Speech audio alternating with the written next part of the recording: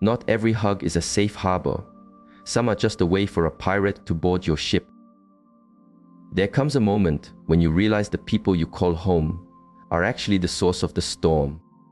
They don't announce their true nature with a warning shot.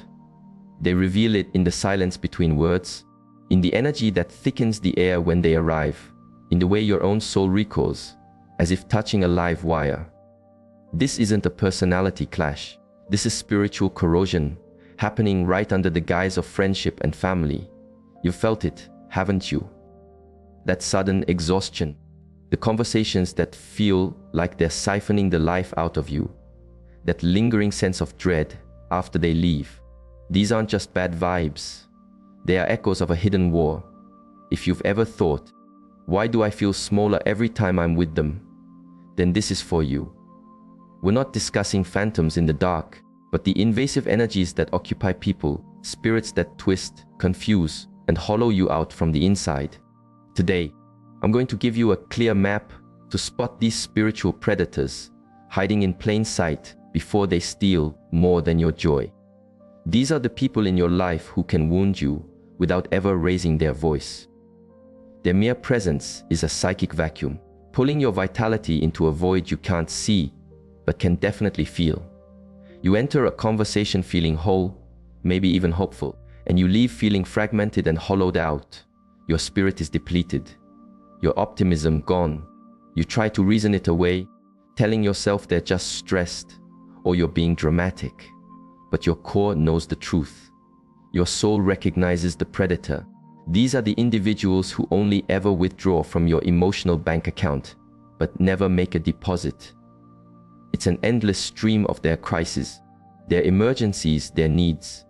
And before you know it, you've become an unpaid emotional janitor, cleaning up messes you didn't make. They dump their baggage at your feet and walk away lighter, leaving you to carry the weight. This isn't just about feeling tired. It's a soul-level drain. Your mind might not see the attack, but your spirit feels the wound. These are the individuals wearing the mask of a friend, a partner, a parent, but underneath, a different energy is at play, one that feeds on your light to sustain its own darkness. It is soul-level vampirism, and often they have no idea they're doing it. But their ignorance doesn't make them any less of a threat to you. You need to stop asking yourself if you're being overly sensitive and start asking why your spirit sounds a 5 alarm fire every time they are near. That feeling is your guardian.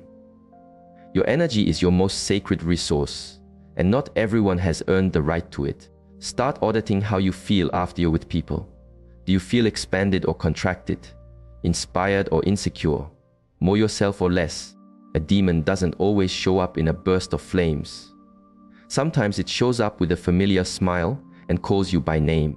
But if your interactions consistently leave you feeling disconnected from your own strength, your own clarity, and your own peace, it's time to see it for what it is. This is not a difficult relationship. It's an act of spiritual sabotage. You don't have to fight them. You don't have to expose them. You simply have to disconnect and reclaim what is yours. Your spirit is already screaming the truth your mind is trying to rationalize. Not everyone in your circle has your soul's best interest at heart. Some are consuming it. Guard your spirit. Protect your light. Your very essence is at stake. They poison the well of your relationships, not with loud accusations, but with quiet, calculated whispers. They are masters of suggestion, weaving threads of doubt so skillfully that you don't realize you're being tangled in a web of their making. They rarely use outright lies. That's too clumsy. Instead, they use the surgical precision of half-truths, quotes taken out of context, and emotionally loaded anecdotes that cast a shadow on others while they stand in a manufactured light of concern. Their primary tool is insinuation. I'm probably just imagining things, or I love them, but you just have to be careful with them.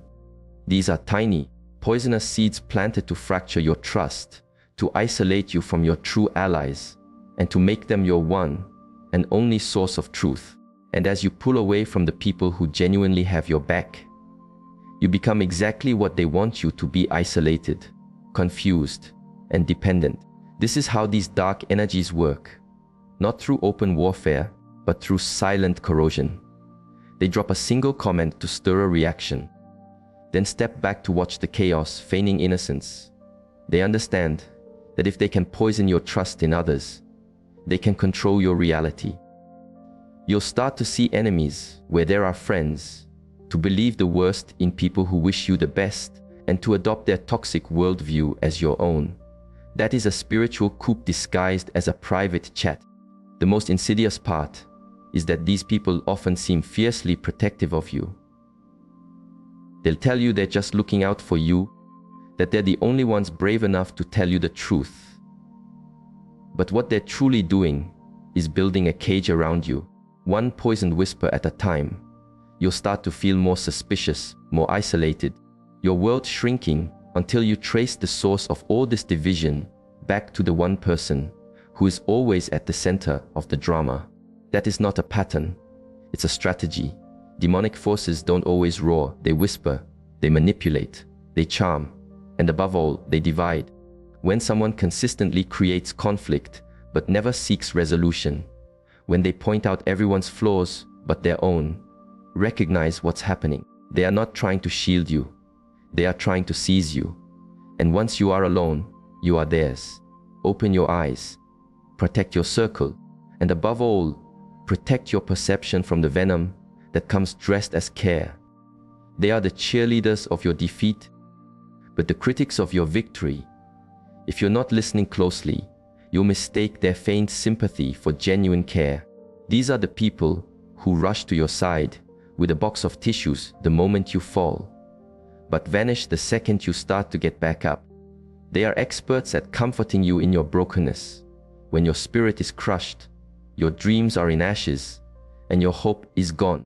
But watch what happens the moment you start to heal, to find your footing, to reclaim your power. Their entire energy shifts. A wall goes up. They become sarcastic, critical, or coldly silent. Why? Because your strength is a mirror to their own weakness. Your power makes them feel powerless. As long as you are down, they can play the role of the savior, the wise advisor, the strong one. But when you rise, you shatter that illusion. They need you to be in a deficit so they can feel like a surplus. And that's the brutal reality. They don't love you. They love the version of you that is in pain, because that version doesn't challenge them to be better. They love the you that is filled with self-doubt, that needs their validation, that stays small and manageable. But the moment you draw a boundary, speak your truth, or chase a bigger dream, you can feel their resentment. They'll mask their envy with jokes, calling your new confidence arrogance, or dismissing your goals as unrealistic. They will say things like, "Don't get too big for your britches," not as a loving warning, but as a command to shrink back to a size that doesn't threaten them. Deep down, they cannot celebrate a win that they can't take credit for. And this is how you identify a spirit, not just a person. A spirit that is terrified of the light, that thrives on insecurity, and that sees your failure as a way to keep you chained to them. You must observe how people react not to your struggle, but to your strength. Anyone who is more invested in your brokenness than your breakthrough is not your friend. They are a spiritual liability. A demon won't always try to break you with anger. Sometimes it will try to lull you with comfort. But being comfortable in your own prison is not freedom, it's control. Stop mistaking their pity for your protection. Watch who celebrates your power, not just your pain. Because true love is never threatened by your light, it adds fuel to your fire. They treat your boundaries like suggestions, not sacred lines. They do this not from ignorance, but from a profound sense of entitlement to your life force. These are the people who hear your no as the start of a negotiation. You ask for an evening alone, and they show up at your door. You say you don't have the emotional capacity, and they unload their drama anyway. You draw a line in the sand, and they treat it like an invitation to a game of hopscotch. This is not a failure to communicate. It is a declaration of spiritual dominance. When someone repeatedly ignores the fences you build to protect your sanity, your time, and your spirit, They are showing you that they don't see you as a sovereign being. They see you as a resource. And access without respect is the definition of plunder. These individuals are driven by a spirit that feels it owns a piece of you. They believe they are entitled to your energy, your advice, and your presence, regardless of what it costs you. They will often frame their intrusions as acts of love or deep concern.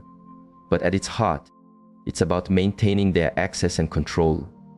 Your boundaries are a threat to anyone who wants power over you, because they cannot control what they cannot touch. So they push and they test, a little bit at a time, looking for the cracks in your resolve, waiting for you to get tired of holding the line. They use guilt as a crowbar. They'll accuse you of changing or being selfish, when all you've done is stop letting them use you as a public utility. And that is the function of a boundary. It doesn't just keep you safe. It reveals who was never safe to begin with. Anyone who meets your limits with anger, manipulation, or a guilt trip is showing you that their relationship with you was always conditional on your unlimited availability. When you finally stand up for your spiritual space, they act as if you've attacked them personally. Because in the universe, your purpose is to serve their needs. But hear this loud and clear: you are not obligated to give anyone 24/7 access to your soul, especially not to those who would walk all over it to get what they want. Demonic energy isn't always violent. Sometimes it is just relentlessly persistent. It erodes your will not with one big wave, but with 1,000 tiny ones, until you feel too exhausted to resist. Your peace is a holy ground. Your time is a finite gift. Your presence is an honor, not a right. Start guarding your boundaries as if they are the walls of your temple. Because not everyone should be allowed inside, and those who try to force their way in are not guests. They are invaders. Secure your gates. They become a mirror of you. Then use your reflection to turn the world against you. It's a devastating strategy that begins as flattery and ends in total spiritual sabotage. These are the people who study you. They analyze your speech patterns, your sense of humor, your passions, your very essence, and they begin to replicate it with stunning accuracy. At first, it feels validating. They really get me, you think. But something darker is happening. They are not trying to be like you. They are trying to become you in order to unseat you. It starts with small things. They start using your unique phrases, sharing your ideas as their own, adopting your style so completely that others begin to confuse you. And just as you're feeling flattered by this intense imitation, they are already executing phase 2. Behind your back, they are planting seeds of doubt about you. They are assassinating your character with whispers, questioning your integrity, your motives, your sanity. They'll say things like, "I'm worried about them. They don't seem like themselves anymore." Or, "Their success has really changed them. They're not as authentic as they used to be."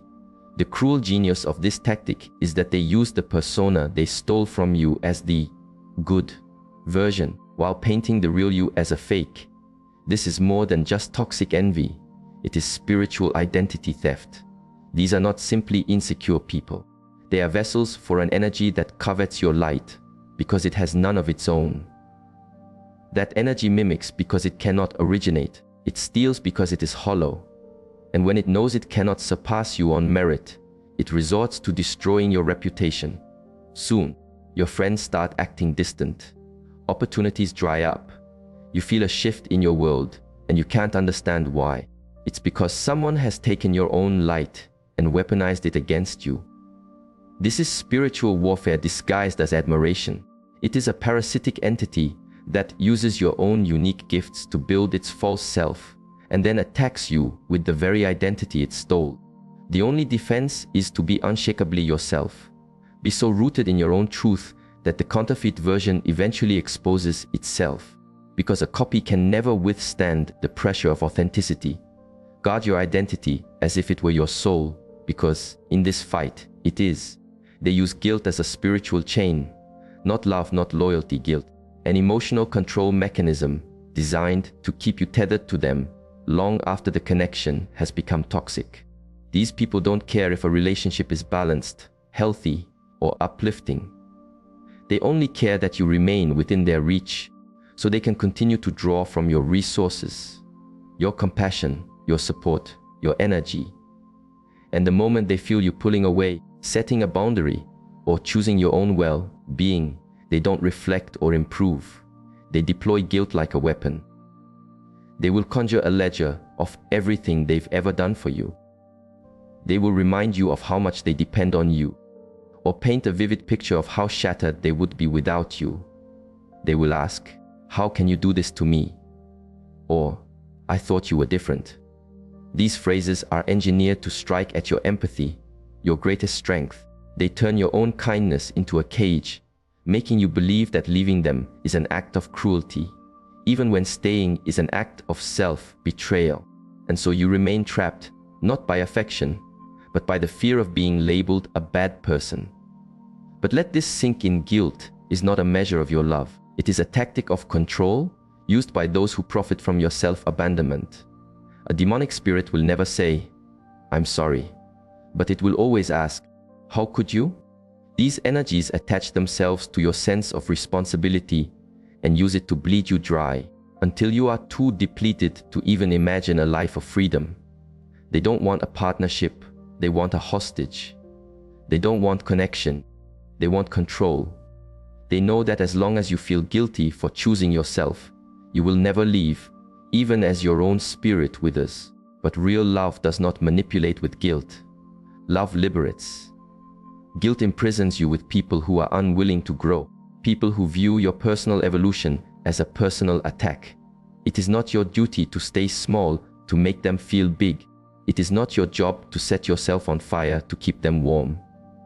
You are not their rescuer, and their emotional state is not your burden. This is emotional extortion, and it is a form of spiritual violence. The second you see it for what it is, you are faced with a choice. Stay in the cell they built for you with your own compassion, or break free and reclaim your life. You owe no one permanent access to a version of you that no longer exists. Release the guilt, and you release yourself. They trigger a profound and baseless anxiety. It's not because of their words or actions, but because of a dissonance your spirit detects in their very presence. You can be in a completely peaceful room with them, and suddenly your heart is pounding, your muscles are tense, and your mind is a storm of chaotic thoughts. And you can't pinpoint a single reason why. On the surface, they are calm, smiling, saying all the right things, but your soul is sounding an alarm. That is not you being neurotic. It is your spiritual intuition at its finest. Your body is physically reacting to an invisible energy, a frequency that is fundamentally hostile to your own peace. This anxiety isn't born from conflict, it's born from proximity to an energy that is deceptive, predatory, or deeply wounded. You might try to rationalize it, to tell yourself you're just tired or stressed. But your body holds a deeper wisdom than your logical mind. It knows when it is in the presence of a spiritual threat, long before your brain has processed the evidence. These people often wear a mask of normalcy or charm, but they carry a turbulent inner world. Their energy is thick with unspoken jealousy, resentment, or a manipulative agenda. And you feel that turbulence, even if you can't name it. You may leave interactions with them feeling fundamentally wrong, questioning your own judgment, or feeling as if a shadow has been cast over your inner light. That is the proof that they have not just engaged your mind, they have contaminated your spirit. Anxiety is often the first and most reliable signal that you are in the company of someone whose spirit is not in alignment with yours. And if you consistently feel smaller, foggier, and less like yourself around them, this is not a relationship to be fixed. It is a threat to be neutralized by distance. These are people who, on the surface, seem harmless, but they carry parasitic energies that are looking for a host. When you feel that sudden, groundless anxiety, do not ignore it. See it as data. Who are you with?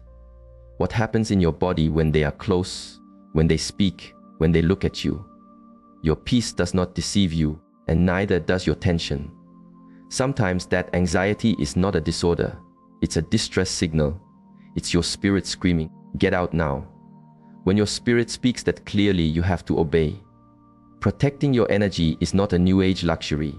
It is a primal act of survival. Never feel guilty for walking away from something your soul has identified as poison, even if you can't explain why. The invisible world is speaking. Listen. They smirk when you suffer and suffer when you succeed. This is because your pain validates their sense of superiority, and your growth magnifies their own stagnation. These are the individuals who call themselves your allies, your tribe. But in truth, they are only comfortable when you are spiritually or emotionally beneath them. When you are at your lowest, they are strangely energized. They might not laugh in your face, but you'll catch a flicker of satisfaction in their eyes, a subtle hint of pleasure in their voice as they listen to your troubles. Their comfort is hollow, their sympathy a performance. Your brokenness is their entertainment, a confirmation that they are doing better than you are. But watch the tide turn. Let a breakthrough happen in your life. Let your light come back on. Let your dreams start to materialize. And they become ghosts. They retreat into a cold, resentful silence. They will minimize your achievements, attribute your success to luck, or find subtle ways to inject poison into your joy. You'll hear phrases like, "must be nice," delivered with a bitter edge, or they'll change the subject entirely when you share good news. These are not merely envious people. They are spiritual rivals wearing the uniform of a friend. Your success is a spotlight on their own failures to launch. Your light forces them to see their own darkness, and they can't stand it. The issue isn't you shining too brightly. It's that you are embodying the courage they lack. Deep down, their problem isn't with you. It's with the potential you represent. The healing, the growth, the refusal to stay broken. When you are in pain, they are not there to help you up. They are there to take notes, observing you like a case study. But when you thrive, when you stand in your power, they feel personally abandoned. Not by you, but by the lesser version of you that made them feel adequate. That is not friendship. That is a spiritual hostage situation. These people were never meant to accompany you to your destination. They were just there to see if you would have the courage to leave the station. Once you outgrow the role that propped up their ego, they don't mourn your loss. They mourn their loss of power over you. Watch closely who celebrates when you win and who falls silent, because real love is never diminished by your success. It is magnified by it. Let those who are allergic to your light find comfort in the shadows they refuse to leave. They have an allergic reaction to truth, to God, to anything that carries the frequency of light. It's not always an explicit rejection, but an unmistakable discomfort, a visceral resistance that fills the room whenever genuine spiritual power is present. These are the people who are perfectly fine in shallow conversation, but the moment you speak of healing, of purpose, of truth, they squirm.